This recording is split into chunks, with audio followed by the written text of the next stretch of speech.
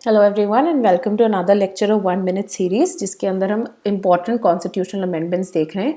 And आज की जो अमेंडमेंट है is possibly one of the most crucial ones which is your 42nd amendment act of 1976 which is also called your mini constitution, right. And इसके through आपकी जो Swaran Singh committee है जिसको बिठाया गया था उसके काफी जो सजेशंस रिकमेंडेशंस थे उनको एक कॉन्क्रीट फॉर्म दे दिया गया था, राइट। तो इसके कई हम इंपॉर्टेंट प्रोविजंस देखेंगे, right, the most crucial ones, right. जो अब एक सबसे इंपॉर्टेंट आती है वो है कि प्रियम्बल के अंदर 3 नए वर्ड्स ऐड कर दिए गए, that is your socialist, secular and integrity. ये जो मेन प्रोविजंस थी ये आपके प्रियम्बल के अंदर अब ऐड कर दी गई बाय दिस अमेंडमेंट।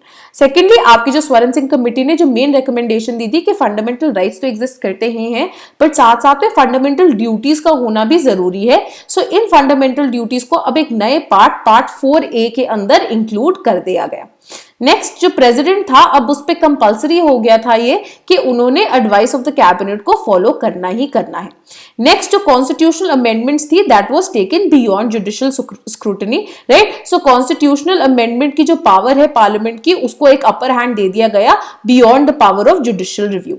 नेक्स्ट, इन्होंने जुडिशियल रिव्यू की पावर को और कर्टेल करते हुए जो रिट जुरिस्डिक्शन है जिसके through supreme court fundamental rights को and high court fundamental rights and legal rights को प्रोटेक्ट करता है उसको भी कर्टेल करने की कोशिश की गई।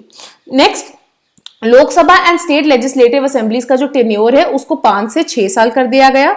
नेक्स्ट, उन्होंने ये भी बोला कि अनलाइक 25th अमेंडमेंट एक्ट जो कि सिर्फ आर्टिकल्स 39B and C जो DPSPs के अंडर है उनको इंप्लीमेंट करते हुए जो लॉज है उसको सेव करता था फ्रॉम जुडिशियल रिव्यू। अब यहाँ पे उन्होंने क्या कर दिया कि जो कोई भी लॉ अगर डायरेक्टिव प्रिंसिपल्स को इंप्लीमेंट करने की कोशिश करता है तो ये कोई भी लॉ कोर्ट द्वारा इनवैलिड नहीं करारा जा सकता ऑन द ग्राउंड कि ये किसी भी फंडामेंटल राइट को वायलेट करने की कोशिश करते हैं, राइट। नेक्स्ट, 3 नए डायरेक्टिव प्रिंसिपल्स ऐड कर दिए गए, that is equal justice and free legal aid, participation of workers in the management of industries and lastly protection of environment, forest and wild life.